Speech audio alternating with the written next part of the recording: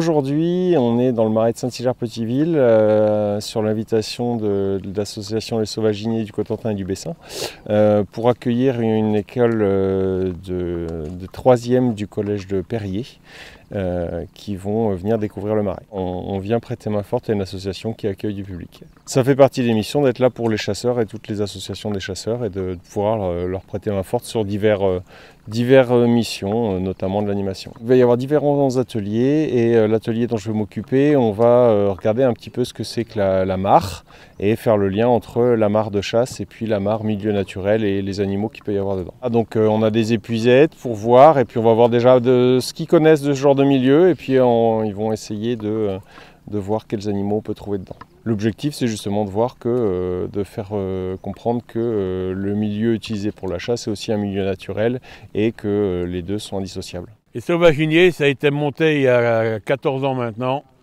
et pour la défense de la chasse et des chasseurs de gibier d'eau. Nous défendons l'ensemble de la chasse autre que le gibier d'eau, mais notre principale activité, c'est le gibier d'eau. C'est les gabionneurs, c'est les chasseurs de la botte. Les zones humides, on y fait très attention, c'est des zones sensibles, et on participe au nettoyage et à l'entretien pour accueillir les oiseaux migrateurs, qu'on chasse bien sûr, mais qu'on préserve. On a des lycées, des collèges, des écoles primaires qui nous demandent des sorties pédagogiques et c'est dans nos attributions aussi. Nous sommes sur le gabion de Kevin Le Verrier.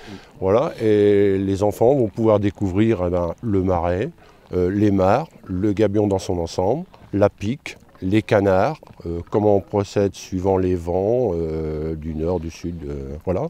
L'arrivée du gibier, d'où il vient, où il va. Comment il atterrit sur une mare, enfin la pratique de la chasse au gabion. Comment que ça se passe la nuit, les tours de veille, la convivialité, l'entretien, les corvées, le pompage, enfin on va leur expliquer un peu tout ce qu'on fait dans une saison de chasse, quoi, qui démarre de la naissance des petits canards jusqu'à la reproduction de la fin de saison, après la fin de saison. Leur faire comprendre la nature, parce que la nature est tellement belle, ça vaut le coup quand même de leur faire comprendre et de leur faire voir les pratiques qui sont faites dans un ensemble naturel et surtout sensible. Je vais présenter donc le syndicat de la Taute pour qui je travaille.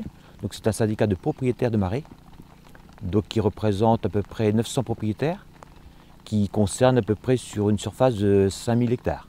Le syndicat de propriétaires de marais donc, a la fonction, dans un premier temps, c'est la protection contre les remontées de la mer, au niveau des portes à flot. Donc on gère des portes à flot juste en aval du marais, qui empêchent l'eau de la mer de remonter. Et derrière, donc, on a tout un entretien de cours d'eau dans la zone de marais. On va dire que nous, le syndicat de propriétaires, donc c'est un syndicat agricole, et en même temps, donc, il y a d'autres acteurs sur le terrain, dont les chasseurs, les pêcheurs, tout ça, et voir un petit peu la cohésion qu'il y a entre toutes ces personnes-là. À bientôt sur tvie.tv.